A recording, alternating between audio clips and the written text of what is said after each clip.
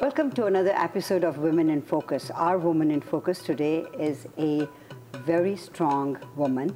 She is a world-renowned actor. She is an activist. She is here in Vancouver to receive her 4th doctorate, honorary doctorate degree. Her name is Shabana Azmi, and she is our woman in focus today. Ms. Azmi, you're most welcome in Vancouver. Thank you. I'm glad to be here. Are you looking fantastic? Thank you. What did you do all day today? I went for an interview with CBC very early in the morning, and then I rested. That's good. You've been to Vancouver before. That's right. And any memories that you took back that you... Well, it was such a long time ago. It was almost 20 years ago, and I was here for a play. And I remember that the people are very warm, and it's a very pretty city.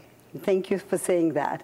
Women in Focus usually follows the life of a woman, so you've been asked these questions many a times.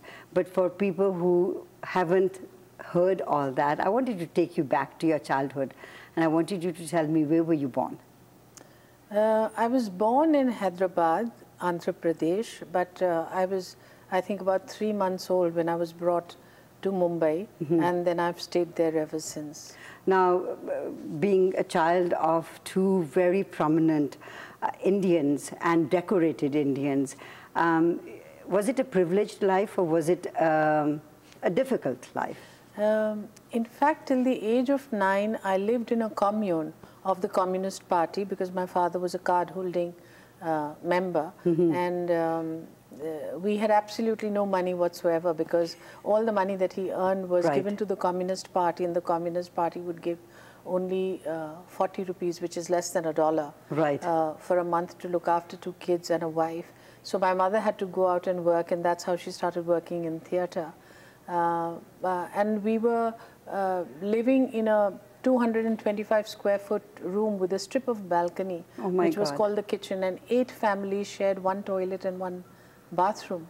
But it was a place that I loved being in because we celebrated India's composite culture, her pluralism, equality of gender, all of that, you know, liberal, progressive values. And I grew up celebrating that and feeling very privileged for being the child of my parents. Now, both your parents were very strong personalities. You mentioned your mother went out and started working in theatre. Your father, a great poet. And I understand you did a play as well with your husband about your father, Kafi Azmi. And my mother. And your mother. It's called Kafi or Main. Kafi or Main. And so it's about their life. About their life. And you talk about everything about their life. That's right. And it is a play which actually is taken from my mother's book. She wrote her memoirs called Kafi and I, and some interviews of my father, and it was collated together by my husband Javed Akhtar, and he plays Kafi and I play my mother. That's so beautiful. When you came here in Vancouver, you did Tumhari Amrita, and that was also based on letters that were written. That's right. So theatre has been something that is very close to your heart. Well, because I grew up with the smell of grease paint in my nostrils because my mother used to take me along with her in times when she was touring and it was vacation time for me. And so I think it was almost by a process of osmosis that I got a love for theatre. So you have a myriad of loves, right? Like poetry is one, theatre is another, cinema is another one. Then you have love for, you know, women and community and slum dwellers. So how do you divide yourself in so many different parts? I don't see them as divisions at all. I see them as an extension of who I am, and I am a mix of all these things. And because basically my worldview has been derived from my parents who believed that art should be used as an instrument for social change. So for me, it's natural. I don't think of it as dividing myself at all. So when you're passionate about all these things. So when you are in that mode, how does the other component of your life work with it? Well, I am very blessed because my family is very supportive of what I do, and I'm sure that I wouldn't have been able to do as much as I am had I had a less supportive family. Coming from progressive family, being married to a progressive, liberal, true feminist, it is something where obviously when you're doing so many things and wearing so many hats, there is support required from the family, because there are periods when you have to stay away, when you don't do the dutiful things that you as a wife and a mother and a daughter are supposed to do. And it's really due to them, and I'm very grateful. So the role of a daughter, the role of a mother, and the role of a wife, just talked about that, defined in the Indian society and every other society as well. Some societies abuse it, and we've seen the abuse in India quite a bit in different parts of India.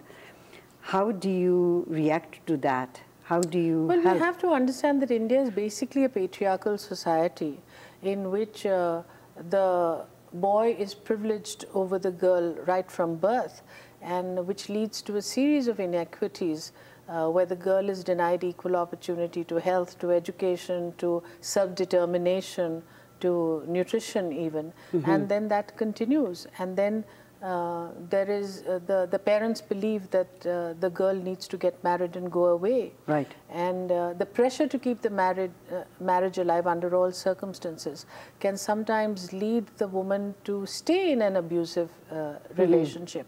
Also because she has also internalized the patriarchal mindset. Right. And she believes that it's okay if she displeased her husband, that she should get beaten once in a way. And instead of going back to her parents' home, her parents actually close the doors to the girl, which should never happen. The doors of the parents' home should always be open for the girl as it is for the boy. But if you look at today's day and age, if anybody who looks after their parents, it's usually the girl who does that. That's right, that's right. And we need many more stories to come out. And so the girl being regarded as a liability to be married off at the earliest opportunity is actually an asset, and that is being proved more and more in the reality of India today. I wanted to talk a little bit about what happened in India. Just about 3-4 months ago, there was a huge case of rape. Do you feel that that was an isolated incident, or that has happened a lot? Well, the horrific gang rape that happened in Delhi that you're referring to, and the violence associated with it, really brought a shock wave through the country. Yes. And it led to very strong civil society action, where we had young men for the first time, along with young girls, out on the streets day after day, continuously, till the government could no longer turn a deaf ear. And so the government had to put into place the Justice Verma Committee, which was given 1 month to come out with recommendations.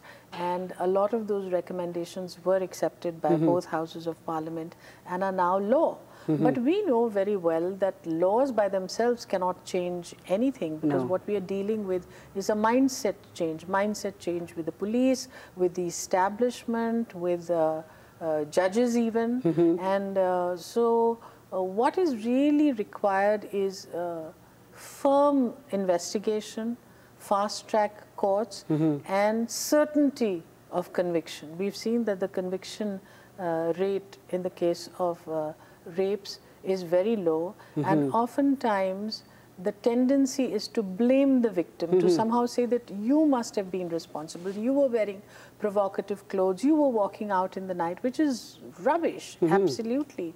And that needs to change. So that's going to take some time before it changes. It can't happen overnight, but the processes have been put into place.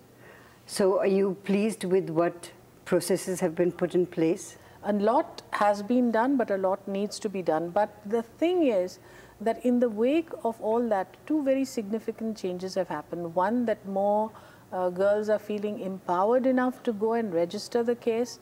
Secondly, women are saying, shift the shame, shift the blame, that it is not the victim but the perpetrator who needs to be ostracized and convicted, instead of the earlier belief where you felt that once a woman is raped, her life is over. It is not over at all. And that is a significant change. I want to come to your films because you believed in alternative cinema. I don't know whether I'm using the right word or not, but you always believed in working with directors who had a message to give. But we'll take a short break and we'll come back. Yeah. Shabana Azmi is our Woman in Focus today. Don't go away. We'll be right back.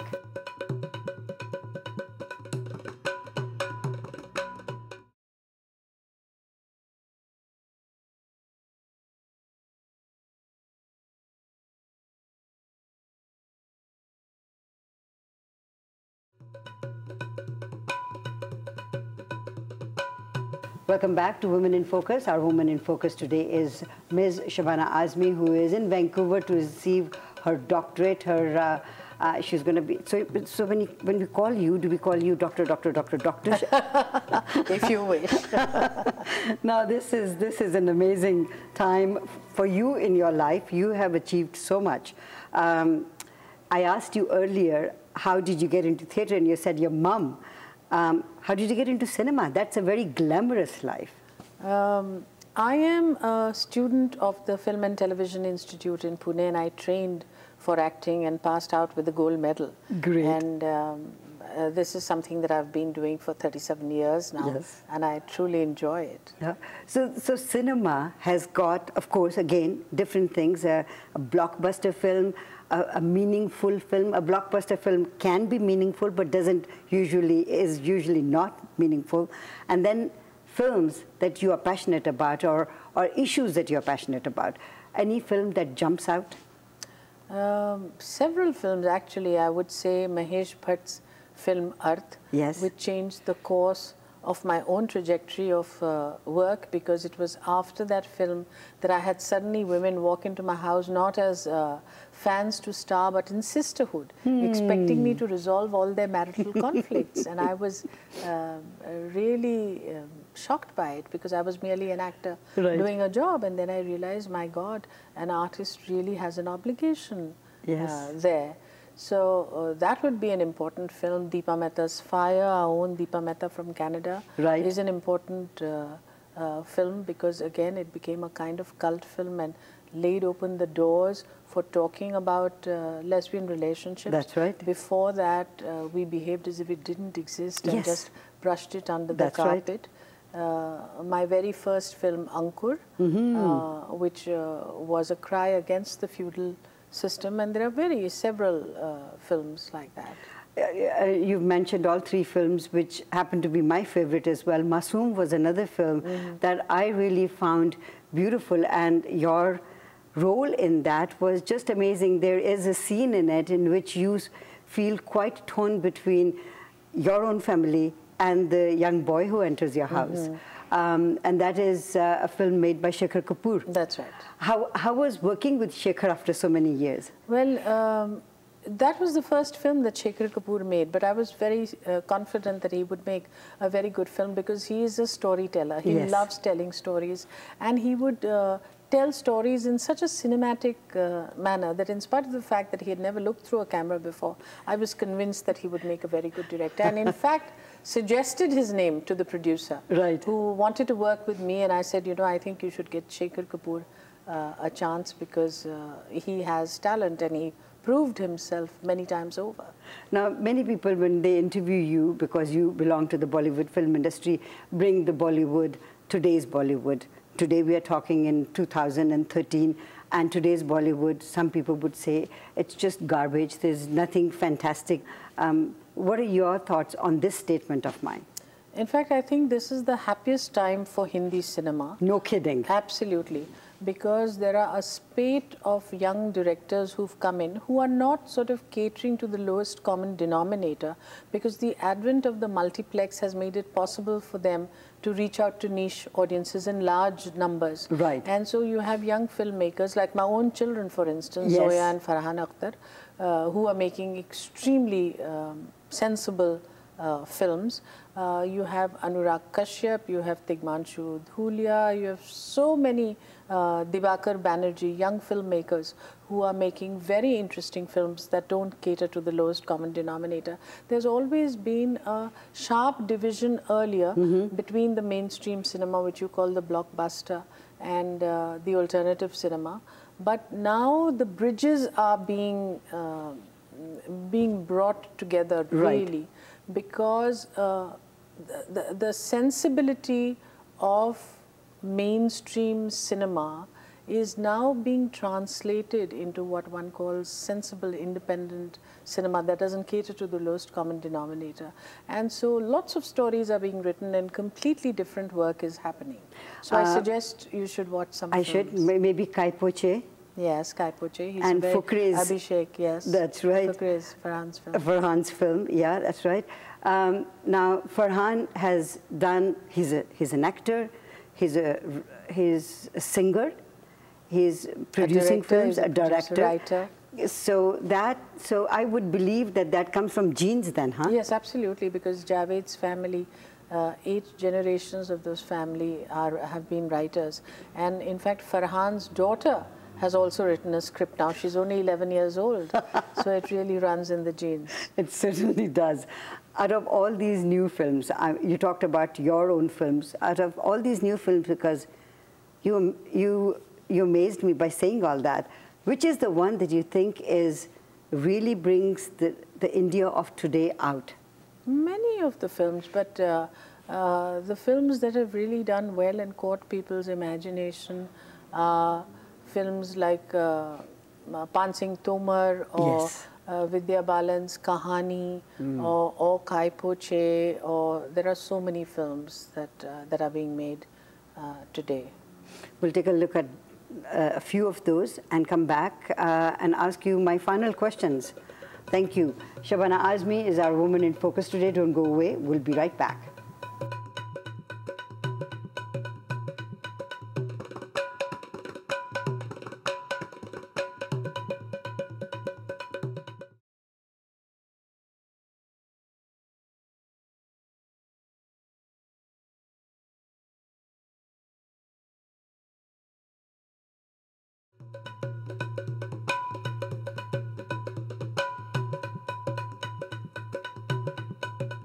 Welcome back to Women in Focus. With me here, I brought from the office a huge list of awards, madam, that you have won, and national awards, Filmfare Awards, international awards, other awards. I mean, that's how many categories there are, and honors and recognition. So when you were awarded Padma Shri from the government of India, which was way back in 1988, and then you also got Padma Bhushan. The difference between these two?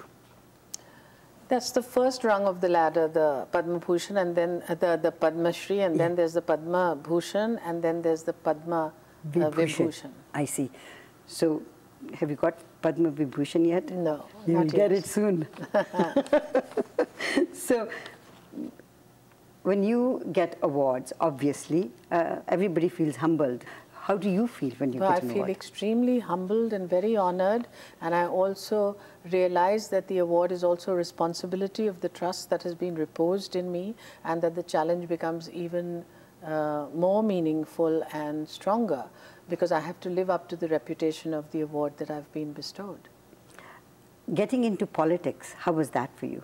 You know, I don't think that I could call myself a politician, because I was a parliamentarian and I was chosen, nominated by the President of India as an independent nominated member, and that gave me a unique position because I didn't have to follow any party line. Right. And so issues that I was concerned with, issues on slum dwellers, issues on women, on education, on health, I was able to raise my voice on all those issues and be heard.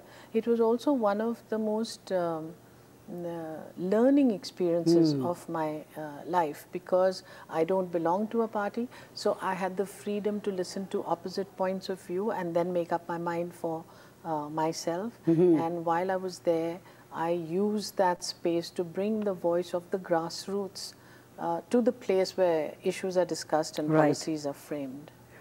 Now, out of all the issues that you have brought, I know you're very passionate about women's issues.